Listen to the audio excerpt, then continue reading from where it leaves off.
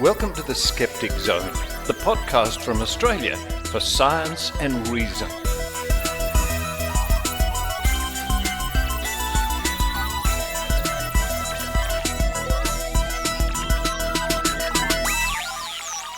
Yes, it's the Skeptic Zone podcast, episode number 641 for the 24th of January 2021. Richard Saunders coming to you from Heatwave, Sydney, Australia. Yes, we're in for 2 or 3 days of well above average temperature, so I'm hunkered down here in the Skeptic Zone studio, air conditioning on, sometimes, and the curtains are drawn. Coming up on this week's show, we look at psychic predictions. Not for the future, but for the past. Well, when they were made, they were predicting the future. Psychic predictions involving Donald Trump. We go back 20 years, well, over the last 20 years, and look into the Great Australian Prediction Project database and see how many psychics here in Australia were making predictions about Donald Trump. It's time to mark their homework. And I must say a big thank you to all the people who help me every week on the Great Australian Prediction Project. And incidentally, Susan Gerbic sent me a little note to say that the page views, that the pages that the Guerrilla Skeptics on Wikipedia have worked on, they're about to hit 80 million. 80 million page views. Just incredible. Coming up after those Donald Trump predictions, we have Logical Fallacies with Michelle Bijkersma. Hello, Michelle. And this week, Michelle is looking at the Perfect Solution Fallacy. Then we have some very encouraging news about vaccination rates here in Australia, a story written by Jane Hansen.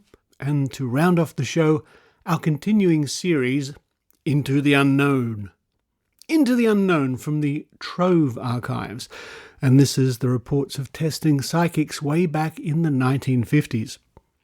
Now, before we get stuck into the show, a couple of nights ago, I had a great time with Maynard over at Laszlo Studios, where we do our regular quiz.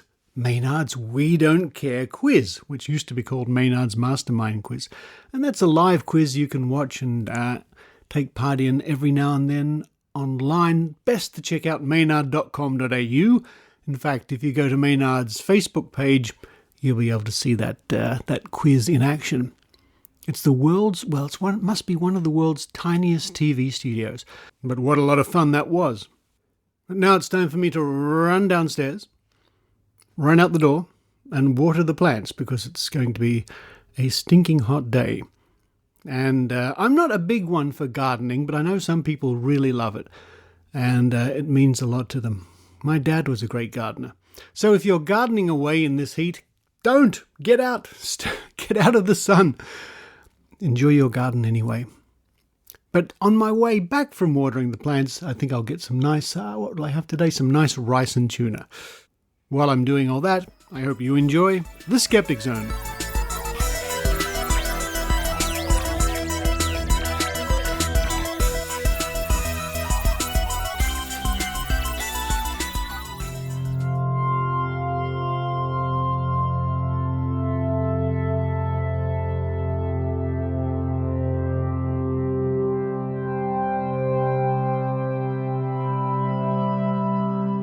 What a week it's been, with the events happening in Washington.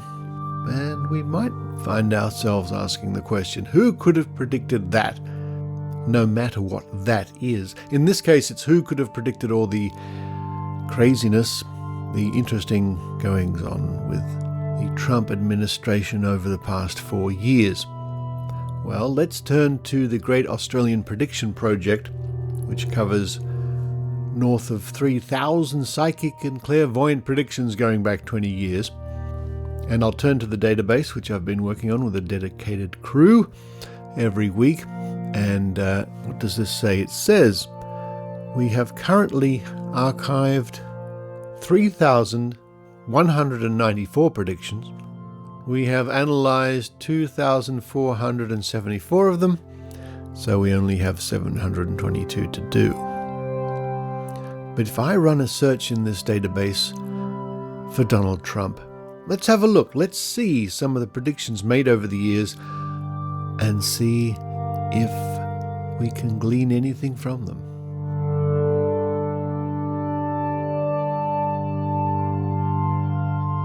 The first mention of Donald Trump in the database comes way back in the year 2004 by Georgina Walker, published in the New Idea magazine in September 2004. And bear with me here, it is under the broad topic of natural disasters. Oh yes. It says, Donald Trump has continued to magnify his success in flamboyance and style.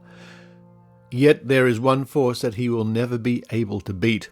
When Mother Nature decides to shake her booty, Donald Trump will have a misfortune on his plate. I see an earthquake shaking the ground violently, a building with a very large split, and I hear the number 7. I feel there are subways underneath the building, which at first may mask what is really occurring. Tremors before the big one. I see water gushing through the streets with burst water mains. Let's hope Donald is well prepared for the forces of Mother Nature and is adequately insured. Well, needless to say, in our column in the database, which we put our verdict, the verdict here is wrong, with the note, no such event reported. Now, the next mention of Donald Trump comes, not surprisingly, in the year 2016, so it's quite a big gap. As in 2016, Trump, of course, was making his run for the presidency. And we have Harry T., who on the Today TV show in June 2016 predicted this: Trump or Hillary for the US federal election. And his prediction was Hillary. Well, we know what happened there. Also in 2016, Raylene Cable on MTV, an MTV video in August, predicted Donald Trump assassination. Now, this is a little bit vague. I mean, there's no time given here. But I sort of figured if he wasn't assassinated before he was president or during his presidency, then I'll probably have to mark that as wrong. The next one comes from Yuji Feng, who on Sky News in 2016 said Donald Trump to win the 2016 election, so we'll score that up as a hit for him. Now we move to the year 2017, and this prediction would have been written just after Trump won the election, published in the International Psychics Directory by Elizabeth Jensen, and it says, there will be several last-minute attempts to stop Donald Trump becoming President of the United States of America. If he successfully overcomes these, he will not last in the role for more than a few months. Well, no, sorry, that's a wrong prediction. Kerry Owen, writing in the St. Mary's Mount Druitt Standard in late 2016, wrote, America is in for one big ride as the Trump administration goes into power, causing great upheaval and creating instability with warring factions for the American people. Now, you might be tempted to say straight away, wow, that's absolutely correct, she got it. But another category we have in this database is the category of expected. So if something is right, if a prediction is right, we say it's right. If it's wrong, we say it's wrong. If it's expected to happen, we simply put, well, that's expected to happen. And by late 2016, it was clear that the Trump administration would be creating great upheaval and causing warring factions in the American people. The next one we have is Maria Campbell, writing in the Eastern Riverina Chronicle in January 2016. Ms. Campbell believes Donald Trump will not remain in power long and will be trumped by either Hillary Clinton or Michelle Obama. Well, apart from making absolutely no sense at all, that's wrong. Next one is by the same lady, Maria Campbell, writing a little bit earlier, Donald Trump will not last as US president. For some reason, the word last is in quotes, so I don't know what that means. The next one is by astrologer Milton Black, writing in the Daily Telegraph in late 2016, so December the 30th, Donald Trump will make a good president, and his cabinet will be the best the US has seen for years. It took us quite a long time to really chew over that prediction and decide whether it was right or wrong. The next prediction comes from Philippa Lee on the Carl and Jackie O radio show in November 2016. And it seems to be a quote from a magazine. Meanwhile, she had words of reassurance for the public in the wake of Trump's election, insisting, quote, "I see it as a really good thing. I think Trump's going to bring transparency to the system," end quote, she said. Well, I'll leave that up to you to guess if we put that as right or wrong. Now we come to 2018, so we're into the Trump presidency. Elizabeth Jensen, once again in the International Psychics Directory. Donald Trump will resign in approximately March 2018 as President of the United States of America before being impeached. Well, as history shows, he was certainly impeached more than once, but the prediction is wrong because he didn't resign. Julie McKenzie, in a YouTube video published on the 1st of January 2018, Trump will fail at an attempt to get into the EU, America having a say over the EU. That last bit is a bit vague, but certainly Trump wasn't even attempting to get into the EU, so that's wrong. Julie McKenzie once more. America is going to have a bit of a market crash that's going to happen over there a lot. This is linked towards Trump. Well, apart from being a little bit wishy-washy and vague, basically we've determined that that's wrong. That really didn't happen. Harry T. once more on the Today TV show in late December 2018. Donald Trump will go to a non-ally country. Well, that's a little bit hard to work out that prediction because when that prediction was made on TV, Trump was actually in Iraq on one of his surprise visits, but we need to double check on all that. So at the moment that prediction is listed as unknown. Harry T. once more. Donald Trump will not be impeached. Well, there you go. We have Julie McKenzie.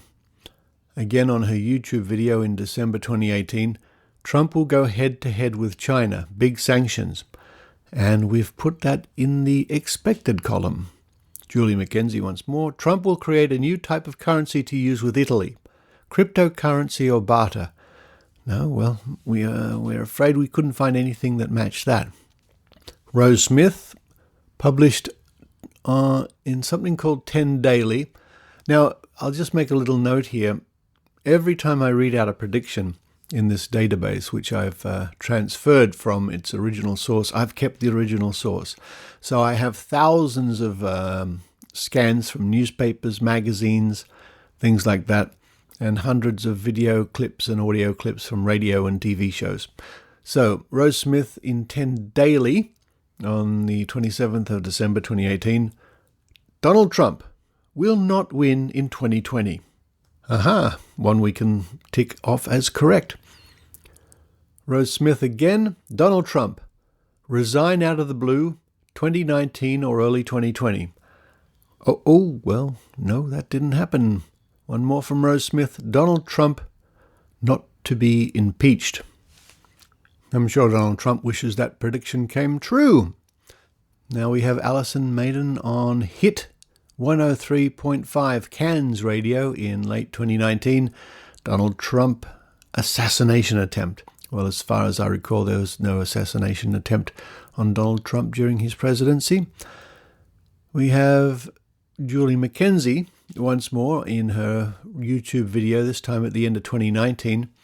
Donald Trump will go head-to-head with China, and we've put that as expected. Julie McKenzie once more. Donald Trump scandal before the 2020 election. And I think you can probably guess we've put that safely in the expected row. Julie McKenzie, Trump agreements with Italy, and that we've listed as just too vague. And yes, so we do have one for a column for correct or right, one for wrong, one for expected, one for too vague, and one for unknown. So each time we look at a prediction, we have to decide where they lie. And some are very, very hard to discover. Julie Mackenzie once more. Trump handles major terrorism situation well and makes him look stronger. I don't think we discovered anything like that. Julie Mackenzie again. Trump not serving full second term due to illness. Incorrect. Julie Mackenzie. US President Donald Trump would be re-elected. Wrong. Trump, again for Julie Mackenzie. Do stuff that's going to help with climate change. I don't think so. Julie Mackenzie again. Trump and Putin to make agreement by the end of the year. That would be by the end of last year. Put feud behind them. Well, apart from being a little bit vague, we've decided that's simply wrong. Julie Mackenzie again. Trump wins 2020 election. Well, that certainly didn't happen. Julie Mackenzie. Trump impeachment not important after Trump deals with terror attack. Well, the impeachment was important and there was no terror attack Trump had to deal with. Julie Mackenzie. Trump attempt on his life after the 2020 election. And that, in the last couple of days, we can actually now officially mark as incorrect. Julie Mackenzie again. US President Donald Trump will sidestep the controversies that haunt him to be re-elected. I think President Biden would disagree with that prediction. And finally, we have Nicholas Ayulia in the Perth Now. I think that's a magazine on the 3rd of January last year, 2020. Bad news for Donald Trump, suggesting he will be defeated in November's presidential election. Well, a correct prediction there to round off the list of psychic and clairvoyant predictions made for Donald Trump over the past 20 years. Now, it's important to remember that there must surely be many more psychic predictions published in Australia, maybe appearances on TV or radio by certain psychics and talking about Donald Trump. It's a matter of what I can get to. So if they're published in newspapers and magazines, I've got a good hope of getting to them. Not all of them, of course, that's a very hard thing to do. But if someone appeared on a local radio station or a TV show, chat show or something like that in the morning, there's a good chance I didn't see it or I don't have access to it. But broadly speaking, as a snapshot of psychic predictions dealing with Donald Trump, we can see that in the list I read to you, most were wrong, there were a few vague and expected, and only 2 were correct. It's almost like these people were just making lots of guesses about the future and about Donald Trump, and sometimes some of those guesses come true.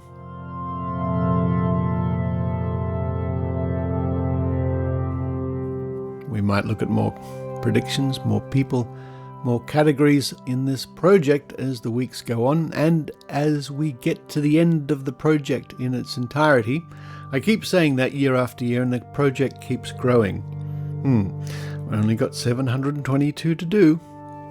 And in the last couple of weeks I certainly have learnt a lot about how to use Google Sheets and formulas and searches and things like that.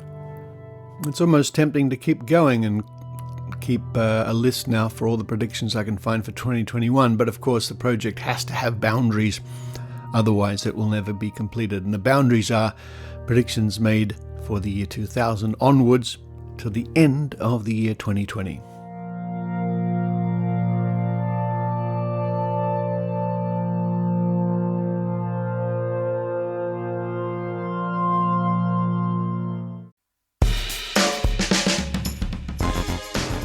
Hi, my name's Jo Thornley, and I'd like you to join I'd like you to listen to my podcast about cults called Zealot.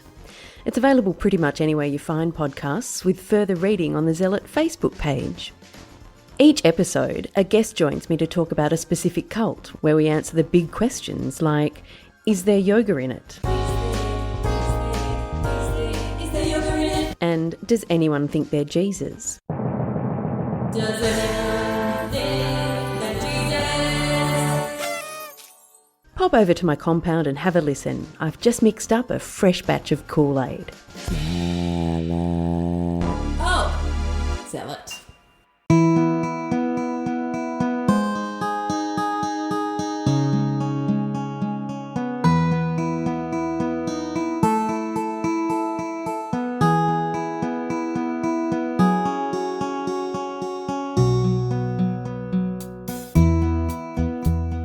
Logical fallacies.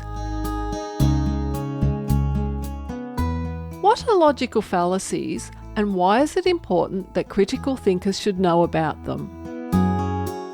A logical fallacy is an error we can make in reasoning, but it usually crops up when we are discussing or arguing our point of view.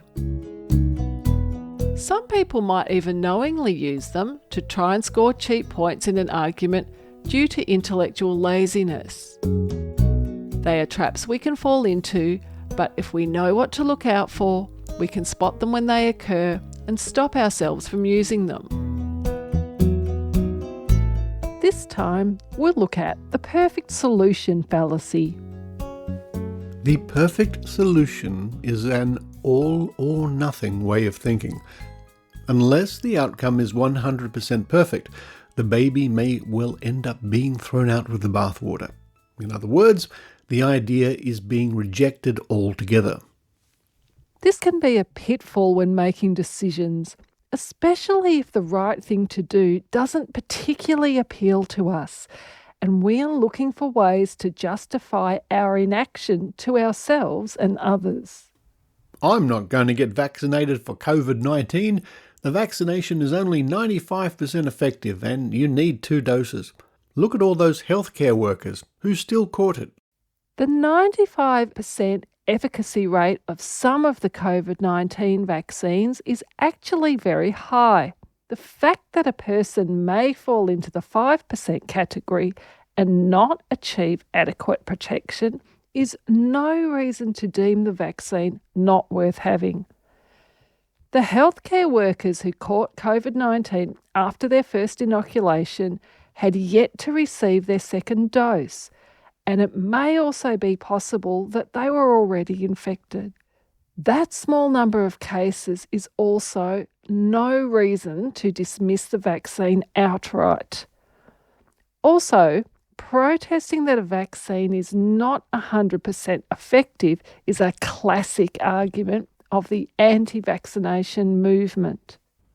This mask is uncomfortable and not 100% effective in reducing the spread of COVID-19. I'm not going to bother wearing it. Despite not being 100% effective, mask wearing is advised by medical specialists to inhibit the aerosol spray responsible for the spread of the virus. It isn't an all or nothing scenario. All reduction in transmission helps to keep the pandemic under control. How am I going to find an hour a day to exercise? I'm just too busy and tired. There's no point in bothering for just 15 to 20 minutes. The recommended amount of exercise is approximately 1 hour per day.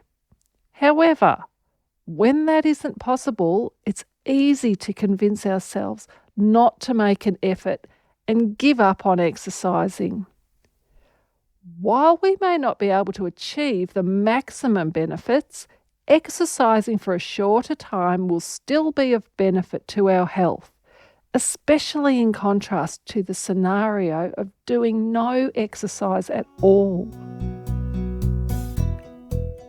While we often want to make excuses to ourselves to avoid doing something we don't like, or if we want to bolster an argument that really doesn't have the weight of evidence on our side, it can be tempting to succumb to wanting a solution or situation to be perfect in every way. However, in reality, we should weigh up the pros and cons and make better judgments that are not so simple and dismissive. Knowing a logical fallacy when you hear one, and even knowing its name, is important when arguing your point of view. However, You may come across as arrogant and not get very far if you call it out by name to your opponent when you hear it being used. If your opponent calls you out for using one, it's time to stop and think about how you are making your case. Use your knowledge of logical fallacies wisely, and remember that even if your point of view is right and you know all the pitfalls in arguing your case, it doesn't always mean you'll win on the day. And as skeptics, we must also remember that we too can be wrong at times. I'm Michelle Bijkersma from the Vic Skeptics. Thanks for listening.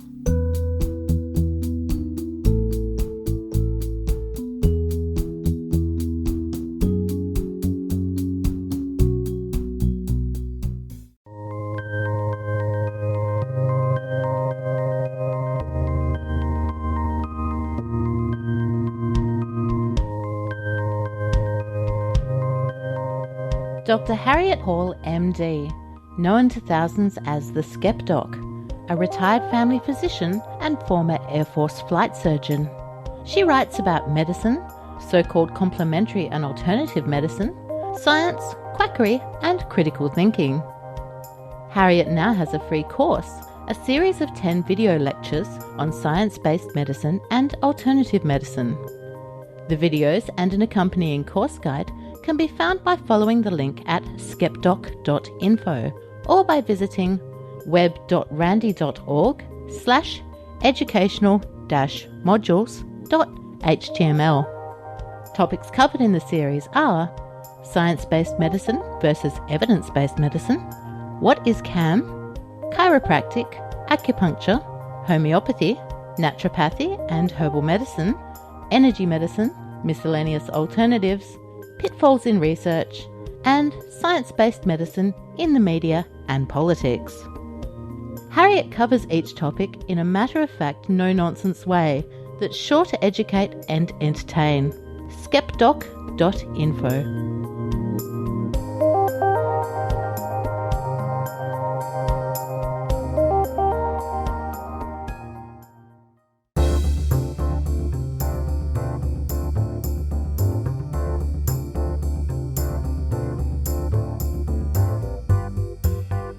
Now here's some encouraging news brought to us by Jane Hansen, writing for news.com.au. We're a world leader on jabs. Australian vaccination rate lauded. And, of course, Jane Hansen won the Barry Williams Award a couple of years ago for skeptical journalism given out by the Australian Skeptics. And this came out on the 24th of January 2021. Australia has surpassed the immunisation gold standard with 95.09% of vaccination rate for 5-year-olds. With 95% of the population vaccinated, childhood diseases that can kill cannot get a foothold due to herd immunity.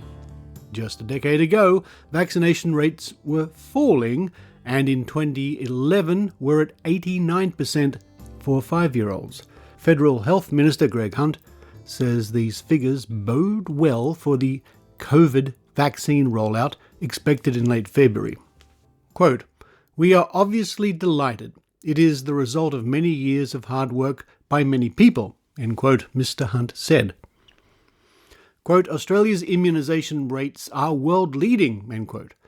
The numbers began rising after a no jab, no play campaign launched in 2013 to counter low vaccination rates.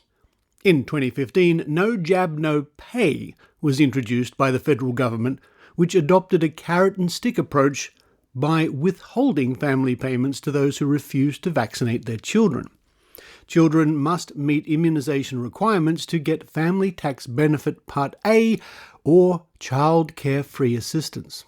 The initiative saw a year-on-year improvement in vaccination rates, culminating in the latest December quarter figures of 95.09% for 5-year-olds and 97.25% for Indigenous 5-year-olds.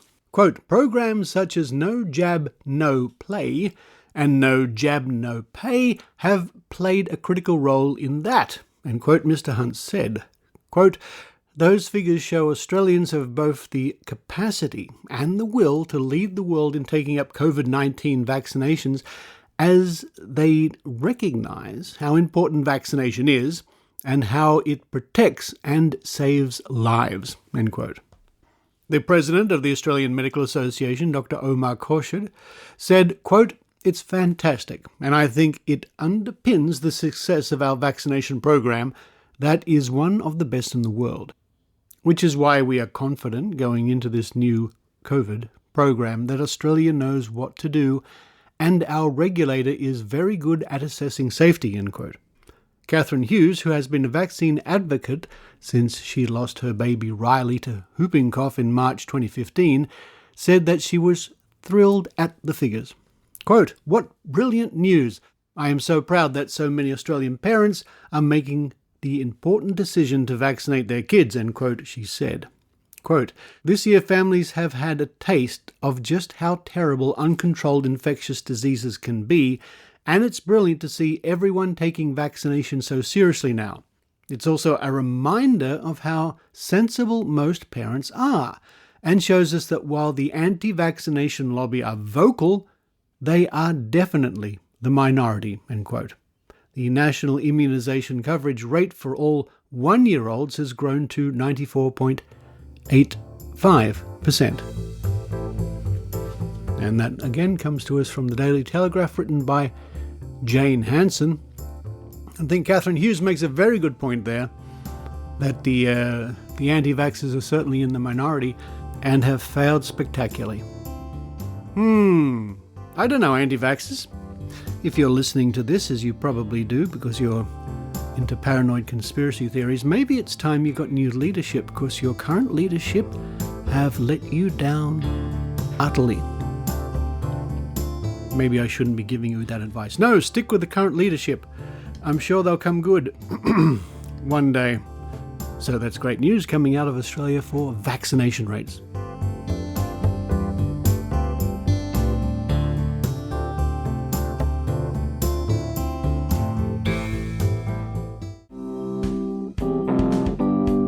Hi, this is Heidi Robertson from the Northern Rivers Vaccination Supporters. We are a group of concerned citizens dedicated to promoting good science and common sense in our region, the far north coast of New South Wales. This area, famous for its natural beauty and relaxed lifestyle, also has the lowest rates of vaccination in Australia. We are out to change that by challenging the myths and misinformation and by providing good evidence-based information to the community. We'd love for you, no matter where you are in the world, to join our fight. Please visit our webpage at www.nrvs.info. We also have a link there to our Facebook page. Tweet us at NRVaxSupporters, that's VAX, and check us out on Wikipedia by searching for Northern Rivers Vaccination Supporters. Thank you.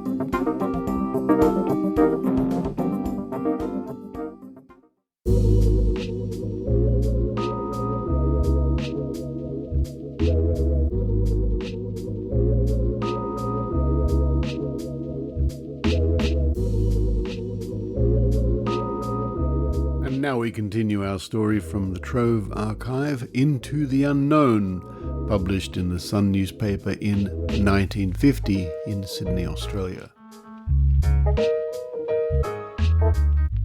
And this is the reporting of tests into the unknown, into spiritualism, into psychics, into clairvoyance and clairaudience.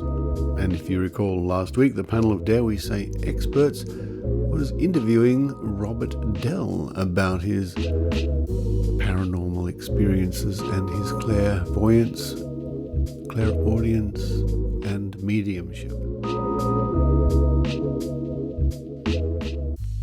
Let's pick up the story with the last couple of paragraphs from last week.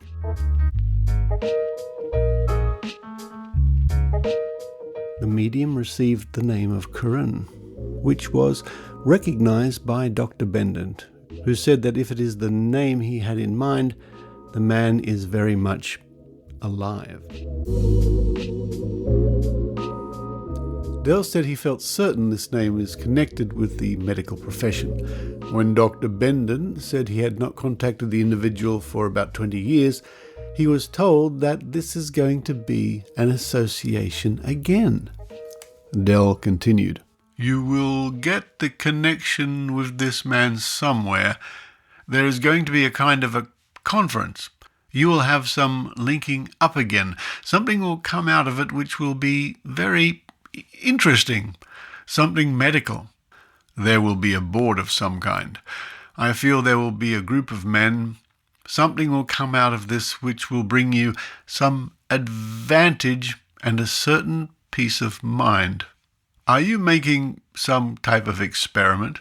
I feel that you are probing, not into spiritualism, something of a scientific atmosphere here. There is a gentleman here from the other side of life who feels he will be able to pass something through your brain. Is there someone in your family who is connected with the medical profession? The spirit is trying to help with some kind of experiment or research." In reply to another sitter's question, "Have I got mediumistic powers?" Dell replied, "I can't say. Mediumistic powers are spoken of so glibly. I will only say, I know you can heal." Dell said he could hear a young girl calling the name of Muriel. This spirit passed away when she was about 20 years old with tuberculosis and has been over a considerable time. Lady Anderson pointed out that her name is Muriel, but the medium did not feel the message was for her. There was also the name of Howard or Howarth, a surname. Dr. Bendant knew this name but didn't know the girl. He was asked, "Is there any connection here with Australia?" The medium said he could see the outline of a map that looked like Australia, and Lady Anderson explained that she knew a girl in Australia who passed over at the age of 20. The medium came back to Dr. Bendant with a man who passed over as a result of a motorcycle accident. There was a crash. He also gave the name of Margaret, who died in a childbirth connected with his mother's family. The medium couldn't describe her, and Dr. Bendant could not recognize her. Mr. Dell went to Mrs. Haldane with a gentleman who wore an imperial beard. He faded, and the name of Hill was heard, also Agnes. Mrs. Haldane knew the latter name. A description of a man in the 70s was brought to her with a bad pain in the chest. The name John was given on her father's side of the family. Mrs. Haldane said her father passed with heart trouble, but the medium said this was not the same feeling. There was a young lady also who must have died near her wedding day. Dell said he first saw a wedding dress and then a spirit robe. He said there was someone rather elderly who would know about this rather better than Mrs. Haldane. He said the girl was either just about to be married or had been married a very short time. Dell then heard the name of Goldstein, or something that sounded Jewish. Lord Amwell was interested in this, asked if he could get something more with it. The name of Lou came, and the medium said to Lord Amwell, "As I look at you, I seem to be wearing a gold albert. This is back in your father's side of the family. Is there such a chain in the family that was a present?" The names of Mabel and Anna or Hannah were mentioned, and a woman who wore a black dress. She had been ill for a long time before passing on Lord Amwell's side of the family. Dell said, "I want to go to the north of England. Are your people connected with the north, very near Scotland?" "Lancashire," replied Lord Amwell. After a few more minutes, the medium said he felt the power had gone, and he could do no more. He was asked how he distinguished between spirit form and thought form, and explained that he does not see the eyes with the spirit form, and so can usually tell it from thought form. With a true spirit form, the rest of the details are there. He continued, "When I was in the Royal Air Force, I was stationed up north and had a friend who was flying. I knew that one night he would not come back, and once he said to me, 'What do the spooks say? Am I going to come back?' I replied, 'Yes, you'll come back, Paddy, and when you do, come along and see me.' He asked me what for, and I said I just wanted a natter. 3 o'clock the following morning, I saw him as clearly as anything, but his eyes were blurred. At once I knew he was spirit and definitely not thought form. I didn't hear him speak. I said to him, 'Paddy, you're one of the spooks.' And soon afterwards we learnt in the hut that he had been one of the casualties of the night's operations. Since that occasion, I have contacted him many times." The medium related a family incident which confirmed his own faith in spiritualism, and the incident, which has been cross-checked with Admiralty records, is given here in Dell's own words. "One of the most outstanding psychic experiences happened in connection with my own family during the time I was on leave from the Royal Air Force. I was very distressed at reading in the South Wales Echo the headline, 'HMS Dorsetshire sunk. Feared heavy loss of life.' The reason for my distress was that my favourite nephew, A.B. Leslie Stevens, was serving on the HMS Dorsetshire. My first dreadful feeling was that my Leslie was drowned. About an hour later, I went into my lounge at home, still feeling sure in my own mind that my nephew must have been one of the unfortunate ones. After a few minutes had passed, I saw quite clearly the spirit of my mother, who said, 'Go and tell Lillian that Leslie is safe. He has been in the water 36 hours. He has a shrapnel wound in the left leg. He will come home.' Lillian, my sister, the mother of Leslie, had always been opposed to spiritualism. However, I went to my sister's home, which is on the other side of Cardiff. On arriving there, I found a house of sorrow, and trying to appear as cheerful as possible, I asked if anyone would make me a cup of tea.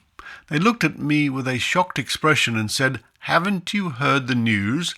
Leslie's ship has been sunk.' I said, 'Oh yes, I have read that in the Echo, but I am sure Les is safe.' Turning to my sister, I said, 'I have never spoken to you about spiritualism before, but tonight I have spoken to Mother. I saw her quite clearly, and she told me that Leslie is all right, and he has been in the water for 36 hours, and he has a shrapnel wound in his left leg, but he is safe and will come home. Years ago you tried to make me give up spiritualism, but I wouldn't. Now, if what I have told you is not right, I will give it up and never go into a spiritualist church again, not because I don't believe it, but because if it cannot give you some comfort, the one person in the world I want to help most, then I am not in a position to give comfort to those whom I do not know. But I am quite sure that Leslie is all right and will come home.' It was about 8 days before we had a cable from Leslie. He was in a hospital in Durban, where a good number of survivors were being cared for. It was 6 months before he came home to Cardiff and told us that he had been in the water for 36 hours and that Japs had machine gunned them from the air and he got some shrapnel in his left leg.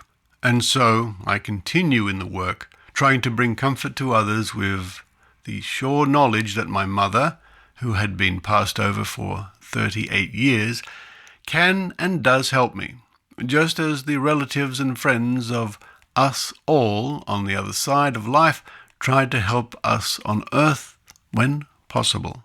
And the next section says, Panel's Report. Lord Amwell. This clairvoyant had several recognitions from among the panel about which they, and not I, can speak. I agreed to evidence of psychic power. Dr. Bendon. Very sketchy paranormal cognition was shown. There was no evidence that he was actually in touch with any discarnate entity, and that he was doing anything more than picking up rather erratically memories, etc., in the sitters' minds. In my case, he was completely and entirely at sea. Assuming my family records to be correct, there has been nobody of the name of Margaret for 150 years at least, nor have I known anybody who died in childbirth. It was interesting to note that he tended to follow up any lead given him either immediately or as soon as he could reasonably diverge from the person he was talking to somebody more responsive. I have little doubt that Mr. Dell is psychic. He seems to have some precognitive flair. I am equally convinced that clairvoyance, properly studied with the right training, need not be the erratic faculty which he says it is. Moreover, I am unconvinced as to his explanation about the difference between spirits and thought forms, although I know there is a difference. In any case, he gave nothing evidential of survival after death, nor anything to support the basis of spiritualist doctrine. Later than this session, I did, it is true, have professional connection in a way that might have brought me in contact with Dr. Curran. But this particular matter did not reach a successful conclusion, and I did not, in fact, see him. Mrs. Haldane. This gentleman said nothing which had any special relevance for me. He used certain phrases that seemed to be rather in the nature of mediums' clichés. He was also using a great deal of suggestion, which for some might well be effective. Canon Knight. This sensitive claimed to possess clairvoyant and clairaudient powers. In any account of previous remarkable episodes, as, for example, his knowledge of the exact details of a relative's rescue from shipwreck, we had to rely upon his own account. There were some possible opportunities of checking with other members of the panel, and I should value their comment. For example, Dr. Bendant and the name Curran. I had no personal references to check. I did not find Dell impressive. He switched to and fro rapidly from this world to the other in too easy a way. Surely the degree of accessibility is slower than Dell's seems to be. One felt he was possibly moving to and fro within his own consciousness on two levels.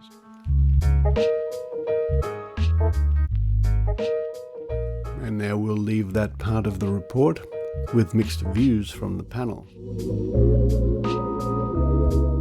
In next week's gripping episode, we have an Australian ultra-sensitive. An Australian, Alfred Rayner of Sydney, was one of the mediums who offered to assist the panel in its investigations.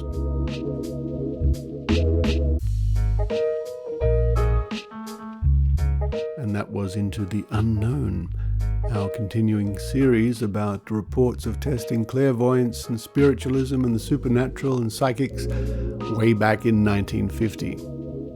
That appeared in the Colour magazine, Sunday Sun supplement, and that particular passage I was reading appeared on the 24th of September 1950.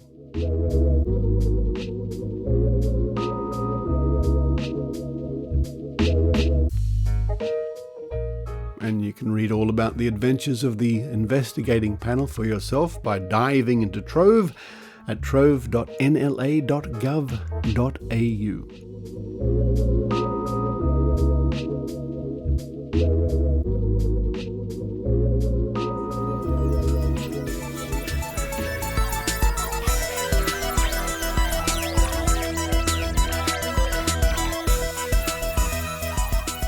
Thank you for listening to the Skeptic Zone, and thank you to those people who chip into the Skeptic Zone via PayPal or Patreon, and welcome to the new Patreon and PayPal supporters who have come on board in the last week or two.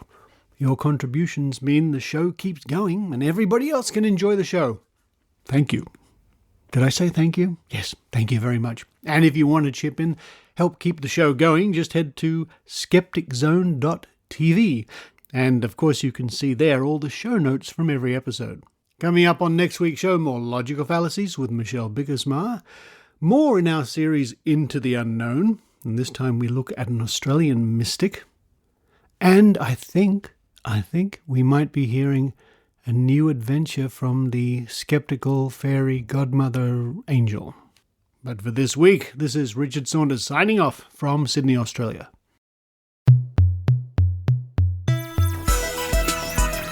You've been listening to the Skeptic Zone podcast. Please visit our website at www.skepticzone.tv for show notes, contacts, and to access the back catalogue of episodes going back to 2008. You can follow the Skeptic Zone podcast on Twitter at Skeptic Zone, visit our Facebook page, or leave a review on iTunes. You can also support the Skeptic Zone via Patreon or PayPal. The Skeptic Zone podcast is an independent production. The views and opinions expressed on the Skeptic Zone are not necessarily those of Australian skeptics or any other skeptical organisation.